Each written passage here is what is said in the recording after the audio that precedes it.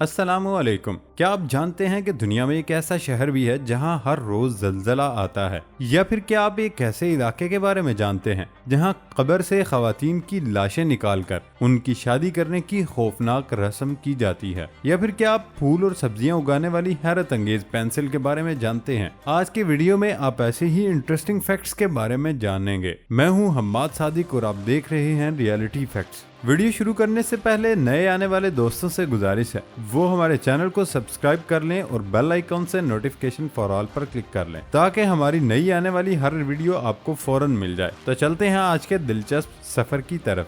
Fact number 1, शराइक एक छोटा और दिलकश परिंदा है। ये परिंदा मेंढक, छिपकली, छोटे चूहों और दूसरे छोटे परिंदों की गर्दन और सर पर चूंचे मारकर उसे हलाक कर देता है, लेकिन इसके पास मजबूत पंजे नहीं होते और वो अपने शिकार को उठाकर करीबी कांटों में फंसाकर उनको चीर फाड़ करता है। इसके लिए परिंदा अपने शिकार को बार बार उठाकर कांटों भरी जगह पर गिराता है, जहाँ तक अगर कहीं खारदार तार लगे हों तो ये उस पर भी अपना शिकार टांग देता है। शिकार को एक बार बेबस करके ये उसे अपनी तेज चूंच से नोच नोच कर खा जाता है। इसी तरह श्राइक उस वक्त भी शिकार करते हैं जब वो भूखे नहीं होते और उसे किसी महफूज जगह रखकर हफ्तों तक उसे खाते रहते हैं। श्राइक की 30 से ज्यादा इकसाम हैं, जिनमें ग्रे यानी भूरा श्राइक अफ्रीका, यूरोप, एशिया और शुमाली अमेरिका में पाया जाता है। ये अपनी तेज चूंच शिकार की खोपड़ी में मार मार कर उसे नीम जान या हलाक कर देता है। ये ममालिये से लेकर परिंदों तक सबका शिकार करते हैं। इसके अलावा बड़ी मक्खियों का शिकार भी करते हैं।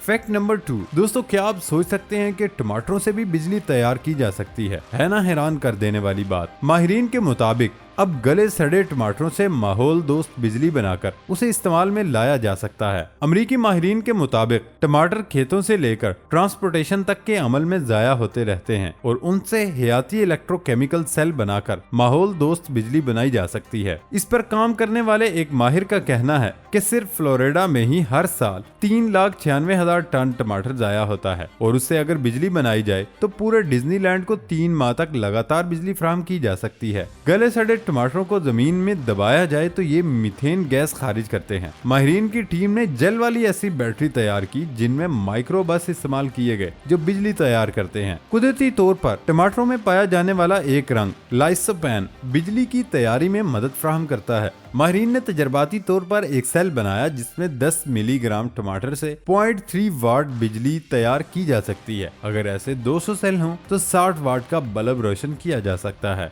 फैक्ट नंबर 3, क्या आप जानते हैं कि पिज्जा गोल ही क्यों होता है? दरअसल बहुत ही कम लोगों को मालूम होगा कि पिज्जा को गोल बनाने के पीछे भी साइंस है। पिज्जा को 2 वजूहात की बिना पर गोल बनाया जाता है। पहला, ओवन कुकिंग। दोस्तों पिज्जा में सबसे अहम चीज बेस होती है। अगर चारों तरफ से पिज्जा बेक नहीं होगा तो पिज्जे में वो टेस्ट कभी आ ही नहीं सकता जिसके पीछे लोग दीवाने रहते हैं। इसीलिए पिज्जा की बेस को गोल बनाया जाता है। दरअसल जब भी किसी गोल चीज को बेक किया जाता है तो उसमें हीट हर जगह आसानी से पहुंच जाती है, जिसकी वजह से पिज्जा की बेस प्रॉपर तरीके से बेक होती है। आपने नोट किया होगा सभी खाना पकाने वाले बर्तनों को गोल बनाया जाता है ताकि हीट हर जगह आसानी से पहुंच सके। एक और वजह पिज्जा की बेस की मोटाई। शुरू से ही पिज्जा मेकर पिज्जा की बेस को बनाने के लिए उसकी डो को हवा में उछालते हैं, जिसकी वजह से उसके ऊपर एक क्रेटिफ्यूगल फोर्स लगती है। फिर डो प्रॉपर तरीके से और कम वक्त में काफी अच्छे तरीके से स्ट्रेच होती है। अगर डो अच्छे तरीके से स्ट्रेच नहीं होगी तो पिज्जा आपको हमेशा खाने में ज्यादा मोटा और अजीब सा लगेगा। इसीलिए शुरू से लेकर आज तक सभी पिज्जा मेकर डो को परफेक्ट मोटाई और कम वक्त में बनाने के लिए उसी तरीके को अपनाते हैं। दोस्तों अब तो आप पिज्जा की गोलाई के राज को जान चुके होंगे।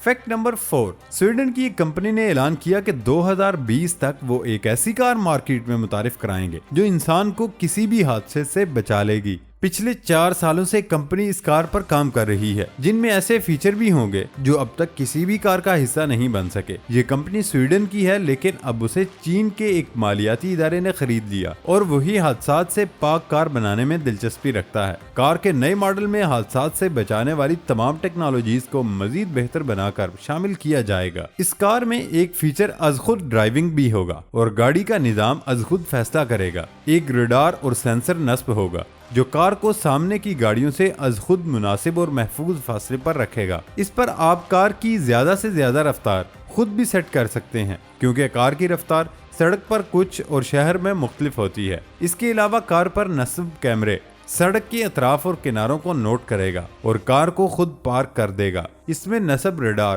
कैमरे और सेंसर आगे आने वाली रुकावटों और ऊंचे नीचे रास्तों से ड्राइवर को आगाह करेंगे। अगर ड्राइवर कोई कदम नहीं उठाता तो कार एक अलार्म के बाद खुद ब्रेक लगा देगी। इसी निजाम के जरिए सड़क से गुजरने वाले किसी बड़े जानवर को भी शिनाख्त किया जा सकता है। इस तरह न सिर्फ आपकी बल्कि बेजुबान जानवर की जान बचाना भी मुमकिन होगा। अंधेरे में देखने वाले खास कैमरे कार को रास्ते में आने वाले लोगों या एक आदमी को भी देख सकेंगे और कई बार कार चलाने वाले को खबरदार करेंगे। इसके बाद ब्रेक भी लगा देगी। फैक्ट नंबर 5, ये तो आप बखूबी जानते ही हैं कि कुदरती आफत से निमटना हर किसी के बस की बात नहीं। खास तौर पर ज़ल्ज़ला ऐसी आफत है जिसके असरात मुद्दतों बरकरार रहते हैं। लेकिन कनाडा का एक इलाका ऐसा भी है जहां तकरीबन रोजाना एक ज़ल्ज़ला आता है। कनाडा का मगरबी इलाका तेल और दीगर मादनियात की दौलत से माला माल है, लेकिन उसके साथ यहाँ कुदरती आफतों का मुस्तकिल डेरा है। इस इलाके में एक कस्बे फोकस क्रैक में तो सूरत हाल ये है, वहाँ रोजाना की बुनियाद पर ज़ल्ज़ले आते हैं। सिर्फ 2015 के दौरान इस शहर में 363 ज़ल्ज़ले आए। इस इलाके में बाज दिनों में एक से ज्यादा ज़ल्ज़ले भी आते हैं।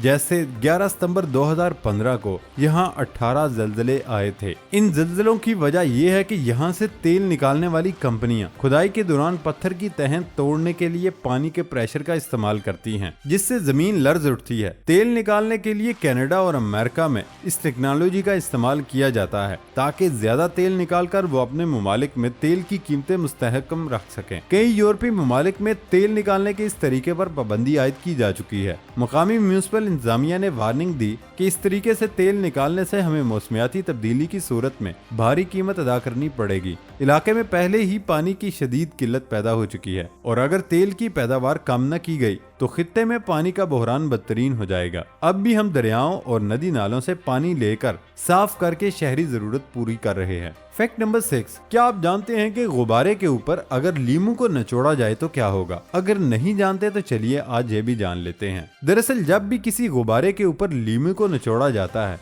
तो गुब्बारा फट जाता है। लेकिन आखिर ऐसा क्यों होता है? दोस्तों, लेमन या फिर ऑरेंज में लेमोनिन होता है जो कि हाइड्रोकार्बन और हाइड्रोकार्बन का नॉन पोलर मॉलिक्यूल केमिकल होता है। अब जैसे लेमन को गुब्बारे के ऊपर निचोड़ा जाता है तो उसमें मौजूद केमिकल बैलून के रबड़ के साथ रिएक्शन करना शुरू करता है, जिसकी वजह से बहुत ही कम तादाद में हीट जनरेट होती है जो कि बैलून की सतह को पतला कर देती है और आहिस्ता आहिस्ता इसकी वजह से बैलून अपने अंदर भरी हुई हवा के प्रेशर को हैंडल नहीं कर सकता और फिर फट जाता है। क्या आप इस फैक्ट के बारे में जानते थे? कमेंट करके लाजमी बताएं। फैक्ट नंबर 7, चीन में कब्रों से खवातीन और लड़कियों की लाशें निकालकर उनकी मुर्दा आदमी से शादी करने के बाद दोबारा दफन करने के वाकयात में गैर मामूली इजाफा हुआ। चीन में तोहम परस्ती के मारे लोगों का ख्याल है अगर कोई कमारा शख्स इस दुनिया से रुखसत हो जाता है तो अगली दुनिया में उसे मसाइल का सामना होता है। इसलिए मरने वाले तन्हा अफराद की किसी खातून या लड़की की लाश से शादी करा दी जाती है और उसके बाद उसे मर्द के साथ या उसके बराबर कब्र में दफना दिया जाता है। कदीम चीनी तहजीब में ये बात भी आम है कि अगर कोई शख्स बगैर शादी के मर जाए तो उसकी रूह भटक कर उसके अजीजों को अजियत पहुंचाती रहती है। इसीलिए कई खानदान अपने मरने वालों के लिए भूत दुल्हन तलाश करते हैं और उसे अपने अजीज के साथ दफन करते हैं। इस तरह उनके अकायद के मुताबिक तमाम बलाएं टल जाती हैं और खानदान महफूज रहता है। चीन के मुख्तलिफ इलाकों में कंवारे शख्स की मौत के बाद किसी खातून की कब्र खोद कर उसकी लाश निकाली जाती है, फिर उसे मेकअप करके नए कपड़े पहनाकर मरने वाले की कब्र के साथ दफना दिया जाता है। जबकि ये लाशें कब्र से निकालने के लिए खतरात मोल लेने के साथ साथ काफी रकम भी खर्च की जाती है। इस काम के लिए मुर्दा खवातीन को चुराने वाले कई खुफिया गिरोह काम कर रहे हैं जो लाशों की बढ़ती हुई तलब को पूरा नहीं कर सकते। चीन में खातून की लाशों को बेहुरमती से बचाने के लिए कई खानदान उन्हें कब्रिस्तान की बजाय दूर दराज पहाड़ी इलाकों पर दफना रहे हैं। कुछ लोगों ने कब्रों को पुख्ता करके खारदार तार लगा दिए और कुछ ने सीसीटीवी कैमरे भी नस्ब कराए हैं। दोस्तों, ये फैक्ट आपको कैसा लगा हमें कमेंट करके लाजमी बताएं। और ये था हमारा आज का सफर। नई वीडियो आने तक इजाजत दें। अल्लाह हाफिज।